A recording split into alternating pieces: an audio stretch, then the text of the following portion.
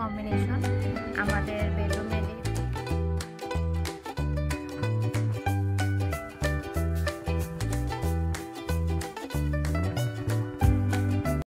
Hello everyone, আসসালামু আলাইকুম। কি খবর সবার, কেমন আছেন? আমরা তো আলহামদুলিল্লাহ ভালো আছি। আজকে নতুন একটা ভ্লগ নিয়ে চলে আসলাম। অনেক দিন যাবত ভ্লগ শেয়ার করা হচ্ছে না আপনাদের সাথে।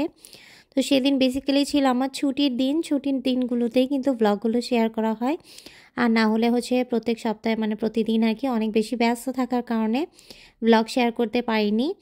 তো আজকে কি একটু রান্নাবান্না করে রাখবো, যেহেতু ছুটির দিন। তো একটু রান্নাবান্না করে রাখলে আমি 2-3 দিন আর কি খাওয়া দাওয়া করতে পারবো আর কি।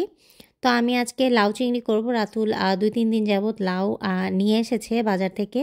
তো আমার আর লাউ চিংড়ি করা হবে করে করা হচ্ছিল না। তো আজকে ভাবলাম যে আজকে লাউ চিংড়িটা রান্না করেই নেই। আমাদের সবসময় 2টা লাউ আনা হয়, কারণ লাউগুলির সাইজ ছোট ছোট থাকে। বাট এবার রাতুল একটাই নিয়ে এসেছে, কারণ এবারে লাউয়ের সাইজটা অনেক বেশি বড় ছিল। তো আজকে ফুল একটা লাউই আমি রান্না করব, কারণ গিয়ে পরে যদি আবার রেখে দেওয়া হয় না, পরে সেটা আবার নষ্ট হয়ে যায়। আমি জিনিসটা খেয়াল করছি, তো ভাবলাম পুরোটা রান্না করে ফেলি।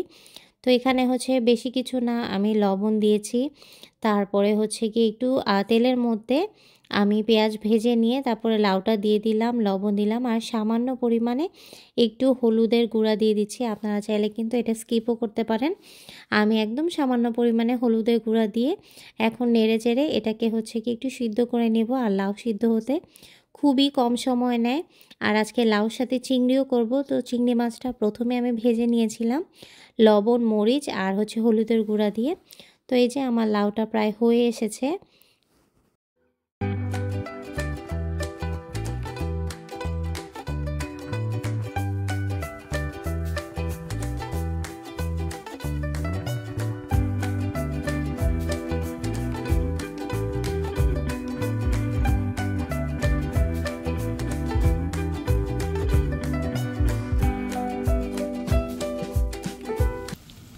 তো এই তো আমার গিয়ে লাউ চিংড়ি রান্না করা হয়ে গিয়েছে।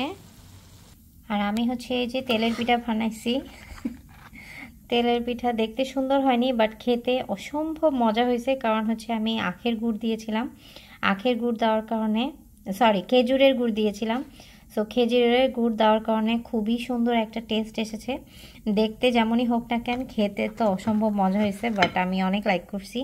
আমি জানি না কেন আমার ফুলে না। প্রথমে ফুল ছিল, বাট তারপরে চুপসে গেছে। আমি জানি না কেন এটা হয়েছে, বাট খুবই সুন্দর হয়েছে। এটা অনেক কিউট। এটা একদম পিচ্চিটা, ছোট একটা ব্যাটার ছিল লাস্টে, এটা সেটা। আমাদের ক্যালিফোর্নিয়াতে কিন্তু ঠান্ডা চলে এসেছে। তো ঠান্ডার দিনে কিন্তু পিঠা খেতে বেশ ভালোই লাগে। তো রান্না করতে করতে রাতুল বাজারে গিয়েছিল। তো ওখান থেকে আমার জন্য অনেকগুলো চিংড়ি মাছ নিয়ে এসেছে। তো চিংড়ি মাছ এরকম আনলে আমি আবার কি করি, ভাগে ভাগে রেখে দিই, যাতে আমার সুবিধা হয় যখন রান্না করব। মনে করেন 15 পিস করে আমি ভাগে ভাগে রেখে পলিথিনে রেখে দিই। এটা আমার জন্য অনেক বেশি ইজি হয়ে যায়। তো আমি যখনই বাসায় থাকি, যখনই ও চিংড়ি মাছ এরকম আনে, আমি এরকম ভাগ করে রেখে দিই। আর যখন বাসায় থাকি না, তখন তো ছুটির দিনগুলোতে আমি এরকম ভাগ করে করে রেখে দিই। রান্নাবান্না কমপ্লিট হয়ে গেল, থাই স্যুপ করে নিয়েছি। আর এই যে পিঠাটা বানিয়ে নিলাম, পিঠাটা এখন বক্সে রেখে দিব। লাউ চিংড়িও করে ফেললাম, ভাত অলরেডি করা আছে। সো তাই আর ভাত রান্না করলাম না। আর আজকে গিয়ে শুধুমাত্র স্যুপ খাবো। আর লাউ চিংড়িটা বেসিক্যালি করেছি কালকের জন্য, যাতে ভাত দিয়ে খেতে পারি। আজকে স্যুপ আর অন্থন খাবো, তার জন্য আজকে স্যুপ করা। আজকে আমি থাই স্যুপের সাথে খাওয়ার জন্য অন্থন বানাবো। তো আমার বাসায় ব্রেস্ট পিস ছিল না, তো আমি মুরগিটাকে বের করে, একটা হোল মুরগি বের করে নিয়েছি। তারপর ওখান থেকে যতটুকু ব্রেস্ট পিসের মতো মাংস, থোল মাংস আর কি নিতে পেরেছি, ওরকম কেটে কেটে নিয়ে নিয়েছি। আজকে আমার খুব অন্থন খেতে ইচ্ছা করছিল। আমি কিন্তু অন্থন তেমন একটা বানাই না, বা বানাইতে পারিও না। কোনো সময় ট্রাই করিনি। অনেক আগে একবার ট্রাই করছিলাম, বাট এখানে আসার পর কখনো ট্রাই করা হয়নি। বাট আজকে আমি ট্রাই করব। আর খুবই ভালো হয়েছে অন্থন। তো আমি চিন্তা করলাম এরকম অন্থনের মতো আমি মোমো বানিয়ে ফেলবো একদিন। আর মোমো কিন্তু অনেক বেশি ফেমাস, সবাই অনেক পছন্দ করে, আর আমিও অনেক লাইক করি মোমোটা। তো এখানে ব্রেস্ট পিসগুলোকে আমি একটা ব্লেন্ডারে দিয়ে দিচ্ছি। আর এখানে আমি এখানে 4-5টার মতো রসুন কোয়া দিয়ে দিয়েছি। আপনারা চাইলে আদা রসুন বাটাও দিয়ে দিতে পারেন। আমি রসুন কোয়া দিচ্ছি আর 5-6টার মতো কাঁচামরিচ দিলাম। তারপরে হচ্ছে গিয়ে এখন আমি ব্লেন্ডারে একদম মিহি করে এটাকে ব্লেন্ড করে নিব। একদম ভালো করে ব্লেন্ড করার পর আমি হচ্ছে কি একটা ছোট হচ্ছে কাটার সাহায্যে কিছু গাজর কুচি করে কেটে নেব। আর আমি হচ্ছে কি আজকে অন্থনের মধ্যে মানে মাংসের কিমার সাথে একটু গাজরও দিব। তো এখানে খুব সুন্দর একটা মনে করেন ঝাল একটা ফ্লেভার এসেছিল, কারণ আমি যেহেতু কাঁচামরিচ দিয়েছিলাম, খুব সুন্দর একটা ঝাল ঝাল ফ্লেভার এসেছিল। তো এখন হচ্ছে কি আমি এটার মধ্যে 1 চামচ পরিমাণ সয়া সস অ্যাড করব। তারপরে হচ্ছে গিয়ে এখানে সামান্য পরিমাণে লবণ অ্যাড করব, কারণ লবণটা কিন্তু একটু দেখে শুনে দিবেন, কারণ আমি সয়া সসও কিন্তু লবণ থাকে, সয়া সস দিয়েছিলাম। তারপর সবগুলো উপকরণকে একসাথে আমি একটু মেখে নেব। আপনারা চাইলে গাজর দিতেও পারেন, আবার গাজরটাকে স্কিপও করতে পারেন। আমার বাসায় গাজর ছিল তাই ভাবলাম একটু গাজরও দিয়ে দিই। আর দিয়ে দিব 1 মুঠো হচ্ছে কি ধনিয়া পাতা। ধনিয়া পাতা কিন্তু মাস্ট বি দিতে হবে, তাহলে খুব সুন্দর একটা স্মেল আসে। আর আমি কিন্তু আজকে চিংড়ি মাছ দিয়ে করব না অন্থনটা, চিকেনের কিমা দিয়ে করব। আর এখন নিলাম রোলের শিট, আর এই রোলের শিটটা কিন্তু যে কোনো সুপার শপে পাওয়া যায়। তো আমি এখন এই রোলের শিটটা নিয়ে এখন এটাকে কেটে কেটে আমি জাস্ট আপনাদেরকে ফাস্ট ফরওয়ার্ড করে দেখাচ্ছি কিভাবে আমি বানাচ্ছি। এটা বলে বোঝানোর কিছু নেই, আপনারা দেখলেই বুঝতে পারবেন। আর আমি যেহেতু বানিয়ে পেরেছি, আপনারা সবাই আই থিঙ্ক বানাতে পারবেন এটা।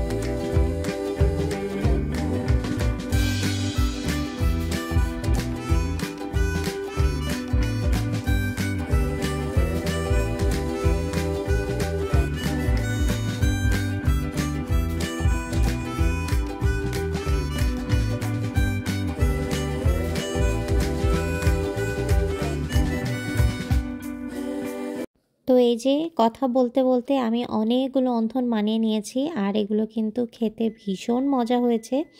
আর আমার অন্থনের সাইজটা একটু ছোট হয়েছে, আমি নেক্সট টাইম হচ্ছে আরও বড় করা ট্রাই করব। আর খুবই মজা হয়েছে, কারণ আমি 2টা অলরেডি ভেজে খেয়ে দেখলাম, লবণ টবণ সব ঠিক ছিল। আজকে আমাদের এখানে ভালোই ঠান্ডা, এখানে হালকা হালকা রোদও উঠেছে, বাট ঠান্ডা আছে ভালোই। এখানে ঘরবাড়ি মোটামুটি সব ক্লিন করে ফেলছি আমি, বাইরে টাওয়াল রোদে দিয়ে দিছি, ঘর মুছে ফেলছি, তারপর হচ্ছে ভ্যাকুমও করে ফেললাম। সব কিছু ক্লিন করে এখন আমি যাব শাওয়ার নিতে। প্রায় 2:30টার মতো বেজে গেছে, তো অনেকটু সময় হয়ে গেছে। সব কিছু করতে করতে রাতুলও কাজ থেকে চলে এসেছে, তো ও আসার পরপরই হচ্ছে আমি অন্থনগুলোকে ভাজতে দিয়ে দিলাম। আর ঠান্ডার দিনে কিন্তু থাই স্যুপ অন্থন খেতে ভীষণ ভালো লাগে। আমার তো থাই স্যুপ খুবই ফেভারেট, আমি অনেক বেশি পছন্দ করি বাংলাদেশের স্টাইলে থাই স্যুপ। তো আমি ওভাবেই ট্রাই করি সবসময় রান্না করার। আর আপনারা যদি আমার থাই স্যুপের রেসিপি চান, আমি নেক্সট টাইম ইনশাল্লাহ আপনাদেরকে দিয়ে দিব। আমি অনেকবারই শেয়ার করেছি, বাট আবারও শেয়ার করব, নো প্রবলেম। অন্থনগুলো কিন্তু ভাজতে বেশি একটা সময় লাগবে না। আর সবাই কিন্তু অন্থনগুলো হচ্ছে চিংড়ি মাছ দিয়ে করে, বাট আমি হচ্ছে আজকে মুরগি মাংস দিয়ে করেছিলাম। নেক্সট টাইম চিংড়ি মাছ দিয়ে করে সেটা আবার আপনাদের সাথে শেয়ার করব। ঠান্ডা দিনে গরম গরম থাই স্যুপ আর সাথে হচ্ছে হোমমেড অন্থন। কেমন আমেদুল?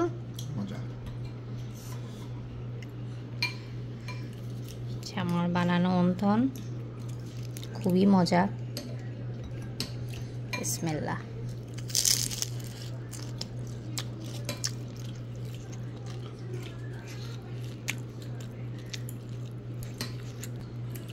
স্যুপ দিয়ে কিন্তু অন্থন খেতে অনেক মজা লাগে।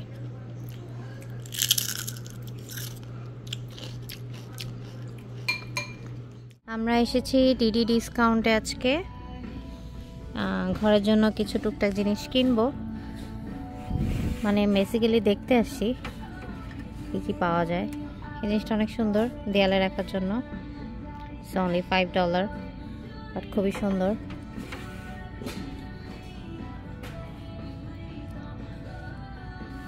এখানে হচ্ছে নিচে অর্কিড আছে অনেক সুন্দর সুন্দর।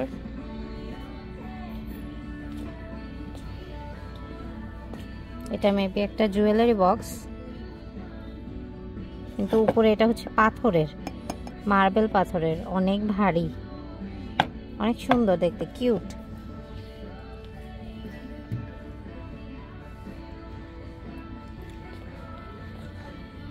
ক্রিসমাসের অনেক কিছু চলে আসছে এখানে।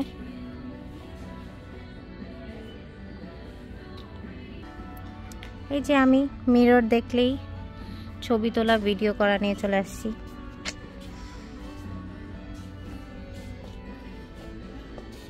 আমি বেসিক্যালি এখান থেকে পর্দা নেব, দেখো কোনটা হবে। আমার বেডরুমের জন্য আমি পর্দা নিতে যাচ্ছিলাম।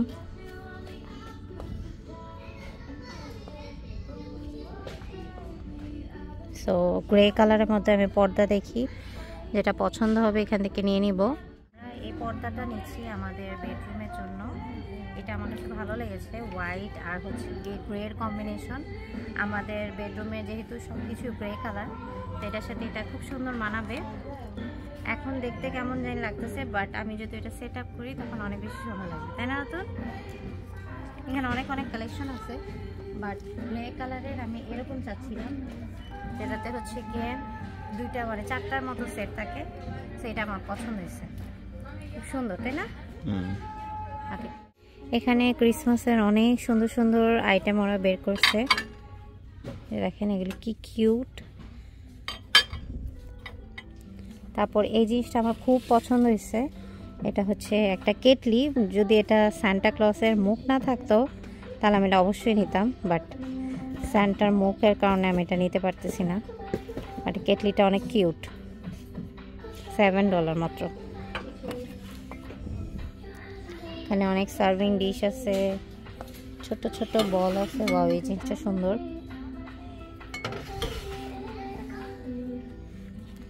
দেন এখানে হচ্ছে গিয়ে আপনার সল্ট অ্যান্ড পেপারের জন্য এখানে ইয়ে আছে, জিনিসটা অনেক কিউট। এটা একটা আছে, এটা একটা আছে। দেন সান্টা ক্লজ আর ক্রিসমাস ট্রিও আছে, এগুলো অনেক কিউট, এগুলো খুব সুন্দর লাগছে। এই সার্ভিং ডিশটা অনেক বেশি সুন্দর।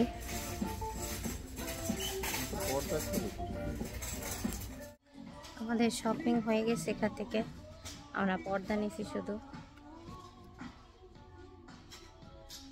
সো আমরা বাসায় যাই, দেখি পর্দাটা কেমন লাগে, নাহলে আমরা চেঞ্জ করতে পারবো।